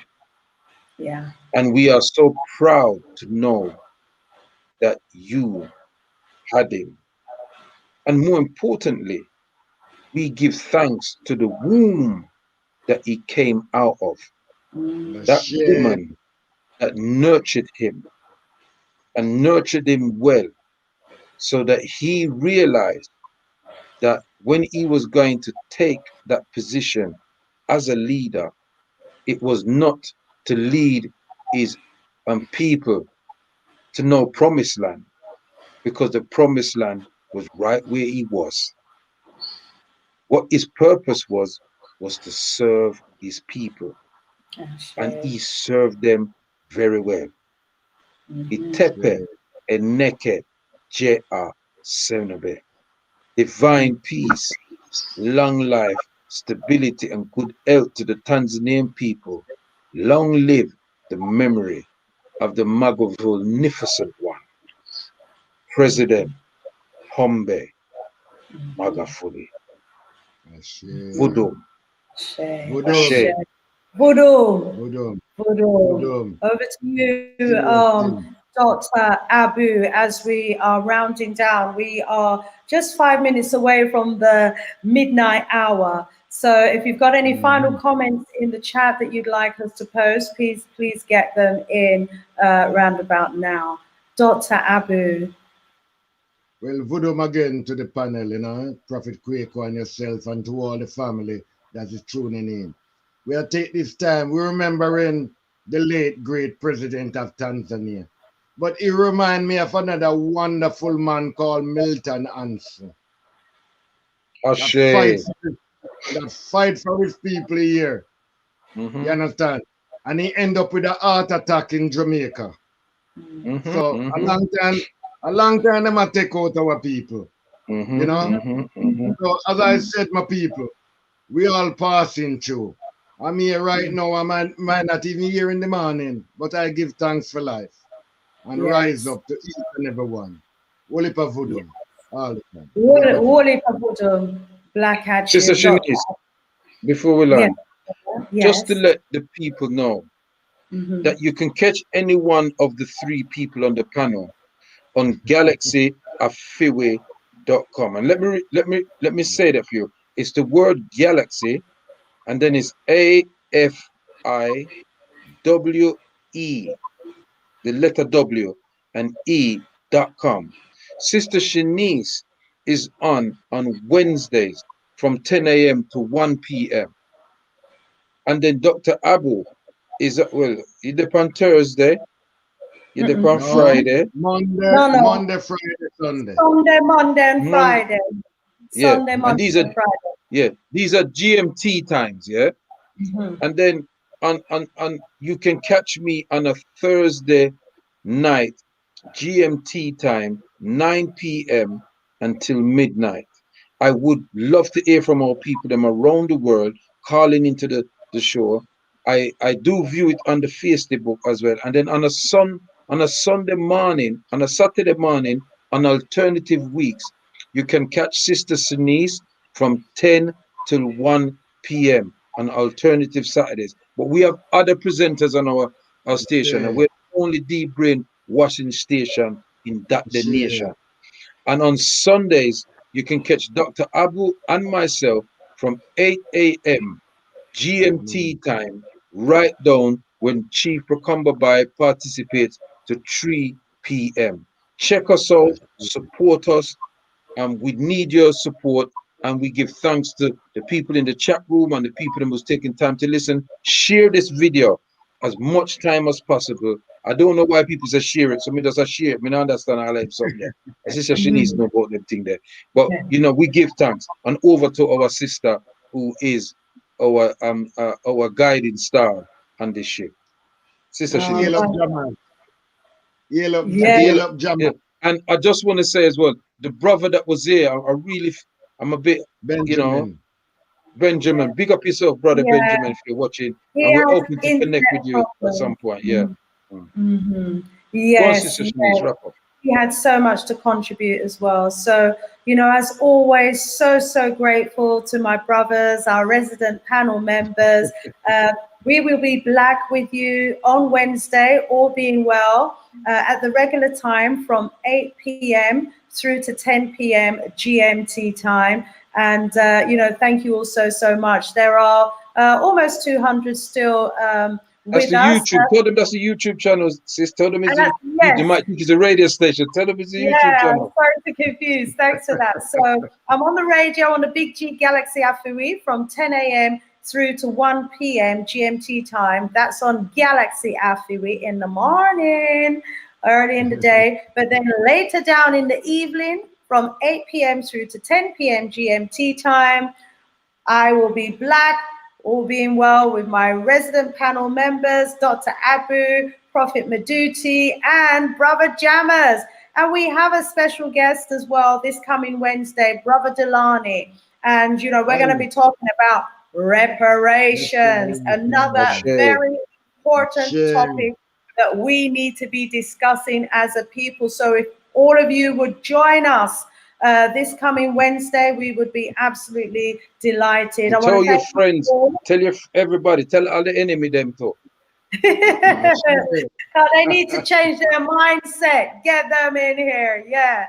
And so, yeah, everyone in the chat, thank you very much. Please do give us a like, give us a thumbs up. The more likes we get, the more the YouTube algorithms pick up the video and recommend it to other people to watch. And we're trying to get, you know, an Africated message out there, but we need your help and assistance in order to do that. Because, you know, if they start hearing what we're saying from an African-centered perspective, they might start saying, you know, I say true, maybe we should listen a little more. And I might continue listening and then tune into the radio station, and we win one more over. So we send Jamaica one coca full basket. Okay, so one by one. It take you so long. It take you so long to start talk some patois. Love when we talk the patois. I saw it got sometime when it ready to come out, you know. So family, today's show, you know, was rising up the spirit of our beautiful shining light African leader who stands like a giant, on the continent, who until he's going to remain a shining light for all the African leaders to follow until any one of them can come and do better. And we Sister Shanice, that he doesn't die. The only way that our beautiful President Magufuli is going to die is if we stop talking about him. If they need to build a big statue of him. Hey, yes. One huge statue, and then have an African attire, please. Yes. You hear that, family? And the artist must sing song about him. The poet must write poetry about him. This is where it is. That's right. Yes. Absolutely. So, you know, all of our artists, all of our poets, we need you writing poetry about our wonderful Magufuli. We need you putting his name in songs, just like Burning Spear and the man then put Marcus Garvey in songs. I learned about Marcus Garvey in the dance floor, family. You know, I hear the tune go, no one remember Marcus Garvey. No one remember Marcus Garvey. So me say, Marcus Garvey? I forgot to tell him out. I'm going to find a book called the Opinions, Philosophies and Opinions of Marcus Messiah Garvey. If you want a copy of that PDF, I do have it in a PDF. You can email me, okay? And I will send that to you. Every single one of us needs to read that book. Why? Because so many great leaders have actually said that it was that book, that influenced them and changed their mindset. And so we need to do that. And is that book the Chinese leader Mao Zedong? That book. That's it. It's that book that sent and that them use is Marcus Garvey philosophy. Them use. Also, Kwame Nkrumah used that book as well. He said he was influenced by it. Who else was influenced by it? A number of people. The Green Book. No, the Philosophies and Opinion. Who, sorry? Get off a Green Book, Jamaria. Okay, that's another one to read. Okay, rise up. So, you know, the people of Tanzania, we want to let you know that, you know, we stand by you, we stand with you, shoulder to shoulder. Your pain is our pain. Your loss is our loss. We admired your president from afar. You know, he was a great, great man indeed. And I picked up a quote from someone from somewhere in WhatsApp, and it says, and this is relevant for the spirit of the late, great John Magufuli. It says, what matters in life is not the years in the life, but the life in the years. Yes, that's John right. Magufuli lived a life in the years and not the years in the life. Isn't that beautiful? So I wanted to share that gem with you. I see Emily has come in the chat, come in again, but she hasn't put a video there, so I can't bring you on, Emily, without a video. So sorry about that. We want to know who we're talking to. And also another one I picked up that says, John Magufuli left his footprints before departing. It's not the duration in office, but the impact during your office term that matters. Wow, wow, wow. He was a It's not the fearless quantity, leader. the quality. It's not the quantity, Well, it's the he must have been. quality. Okay. It's quite.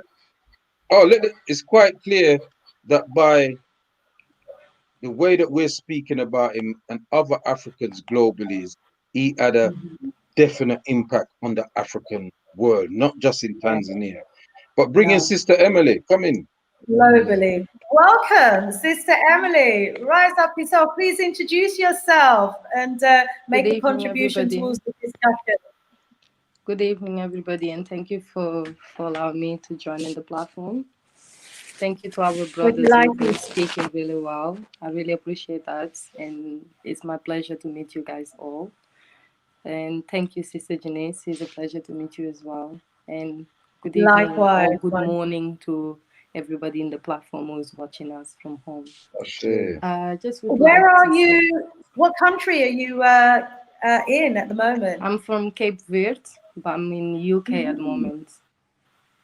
Cabo. Okay. Cabo. Yes. So I would like to contribute by saying that I'm so sorry to everybody from Tanzania for their loss. We really appreciate this gentleman who passed away, with all the respect we have for him and everything that he's been doing so far. And it's really sad that we lost a strong brother like him who stood for all of us, because he did not represent only Tanzania, he represents all of us in our community. And furthermore, regardless of what we do in the West, no one will recognize us. And the Western countries never will accept the fact that we are working towards to be unique, work in order to be one in the community. We are trying our best to stand for ourselves in order to be one. As our brothers and sisters on the platform know that, and even the ones who are watching us from home as well, they know that no matter what we do in West Country, is a beautiful place to be, is a very bright place to study and get your education and go forwards. But Africa is Africa. Home is home. There is no place like home. We don't have like electricity the way they have in the Western countries, but we are happy. The mental health doesn't affect us the same way that it affects us in the Western countries. We live a peaceful life back home, and it's time to return home. It's good to be here, yes, because of the wage, the way they pay us, the salary we receive from workplace, but we also be humiliated. We suffer discrimination. We suffer even on the street by saying someone good morning or good afternoon. The way they look at us, the respect some of our colleagues at the workplace they don't give to us is really sad to see it. It's important that we value ourselves in the community, regardless of where we came from. We are all children of the motherlands, regardless of our skin tone, regardless of our, like, the way we speak, doesn't matter. We are all the same. We are all the same. And we should go back home. We should respect the people who are back home, specifically the reparts who are in the country. Try and feed yourself. in. Try and learn the language in order to be accepted. Try and work with people in the community. Let's don't continue to discriminate ourselves the way they do in the UK by telling us, oh, you are not from Africa because you have a Jamaican accent. You are not from Africa because you have a Portuguese accent. You are not from Africa because you have a Spanish accent. You are not from Africa because you have American accent. Doesn't matter. We are all Black. And we should respect each other from that. Let's value ourselves and don't let the clothes that we wear, the shoes or the jewelries that we carry in our body classify us, because they're already doing it in Europe, in the Western country. Let's look at what the person is bringing to you. Let's don't judge a person without even getting to know that person. Give him the chance to be him. Allow him to show you what he is, not by the clothes he wears or the way he presents himself, because we miss the fact of getting an opportunity to get someone, to get to know one of our brothers and sisters just because of the dreadlocks that he carry, the clothes he wear, the way he presents himself. There is people who bring knowledge. There is people who bring love. There is people who can bring peace into your life just by listening to you. And this is really important. We need this in our community. Let's respect each other, specific the oldest one. Our oldest uncle, auntie, no matter where the person came from, we need to respect them. Regardless of what, that person can be your dad, it can be your mom, it can be your brother, it can be your sister. It can be even related to you without you knowing that. Let's don't ignore each other. Let's work in the community. Everybody who is coming, let's welcome each other. Let's support each other in the community. Let's help each other by explaining to each other what they need in order for them to fit in. This is the way I'm trying to contribute today. And thank you so much for the opportunity. Thank you so much, Emily, I'll do. for joining us on the panel. Madasi. Yeah, Medewasi. Yeah. Baraka. Beautiful. I'll leave and allow other person to join the conversation as well. Thank you so much. Well, we were just closing, actually. You got in just before we were closing. We were just about to close. Normally, we close dead on 2 hours. We're 12 minutes over already. There's no one else backstage. So we will close. But the good news is, all being well, we will be Black on Wednesday. This coming Wednesday from 8 p.m. through to 10 p.m. GMT time. And we look forward to you, family, joining us again on Wednesday. We have our resident presenters in the house, and we also will have a special guest and another very, very important topic for discussion. So on departing, we rise up the memory and the name of President Magufuli. His name will forever live on in our hearts, in our minds, and in what we say. Rise up, family. More love. African power every time. More voodoo. Hey, one love, family. Abaraka.